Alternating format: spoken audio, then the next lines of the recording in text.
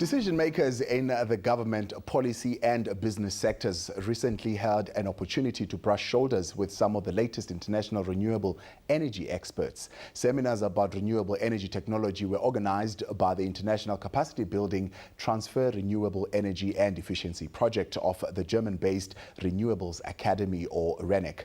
Now, one of the seminars specifically focused on off-grid rural electrification. For more about the renewable energy possibilities in rural areas, we're talking now to the director of the TREE project, Tina Völker. Tina, good morning and thank you for joining us. Good morning, Tabo. Nice to meet you. Now, tell us a little bit more about the Renewables Academy and the TREE project. The Renewables Academy is a German-based company. We focus on know-how transfer on renewable energy and energy efficiency. We do this on a worldwide schedule. We do this with short-term education, like 1 or 2 weeks for people who come either to Berlin, or we go with our lecturers to the countries where we are giving the training.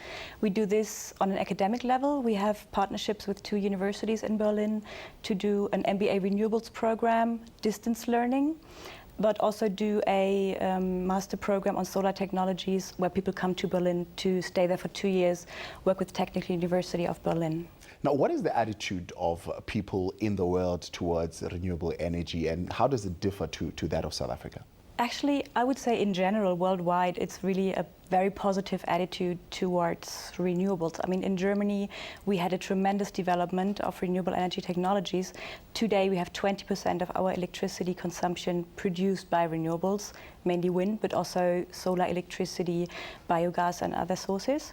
So I would say in Germany, there's a strong support, and we also see that in other European countries, but also worldwide, actually. So our customers come from every continent. We have done trainings in Nigeria, in Oman, in Malaysia, in Chile, so really worldwide, where people are craving to get the knowledge how to develop their own markets. Now, the view is that this kind of technology is possibly expensive and very difficult to understand. Why would you want to bring that to rural parts of South Africa, for example? Actually, talking about how much it costs. The cost, for example, for solar technology has come down tremendously over the last 10 years.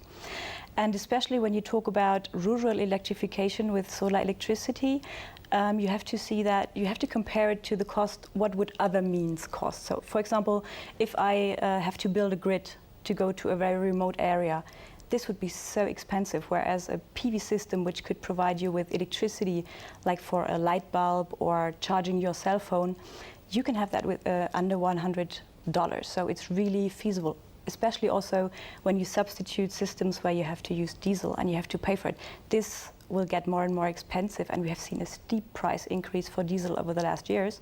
So if you invest in a solar system, your fuel is for free. Now, in terms of South Africa, will this need a lot of modification for it to be relevant to rural areas in South Africa, or is this technology easy to just plug and work? Plug and play. It is already. I mean, it is used vastly throughout Africa already, and I think it would be really easy to also install it here in the rural areas. What is crucial, though, is that people here understand the technology, in the rural areas understand it.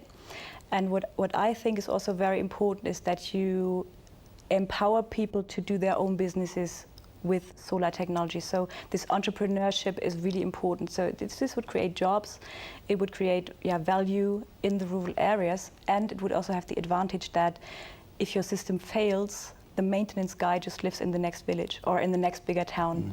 So maintenance, repair, all these things. People who understand the technologies must be out there in the rural areas. Would that require a lot of training? Would people need to get into extensive training to be able to maintain these systems once they are?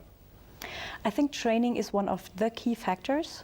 But if you are, for example, an electrician, then it would be really easy for you to pick up the additional knowledge to really work with solar systems.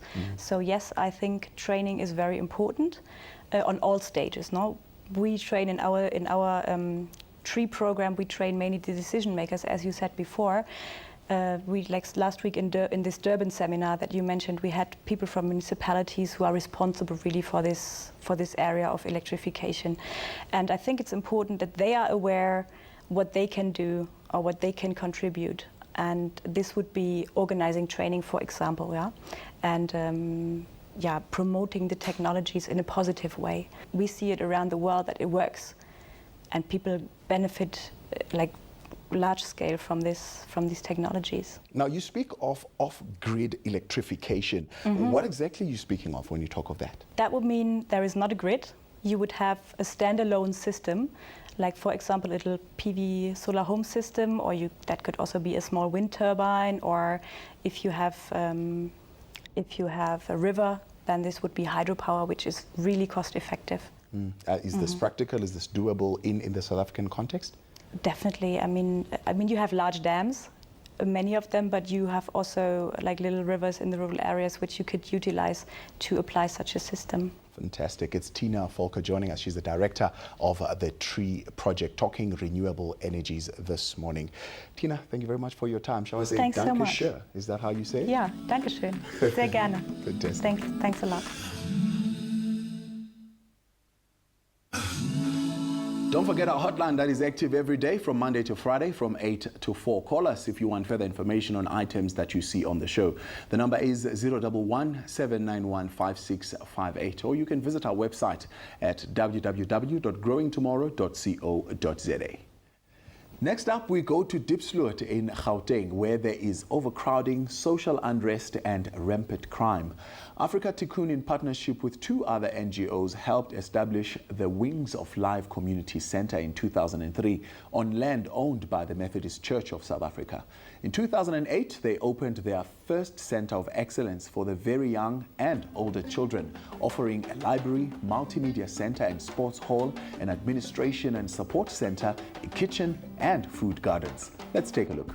Africa Tikkun is a national organization which has got international connections as well as partners. We are in 6 sites in South Africa, in Western Cape and in Gauteng. In Diepsloot, where we are today, we started operations in 2003, known as Wings of Life, which meant we had 2 other organizations that we partnered with. Our focus is the child. We start with the child in an early development center, preparing the child for education, which is a lifelong journey. From there, we work with the child in what we call Child and Youth Care Center, operating with skills development,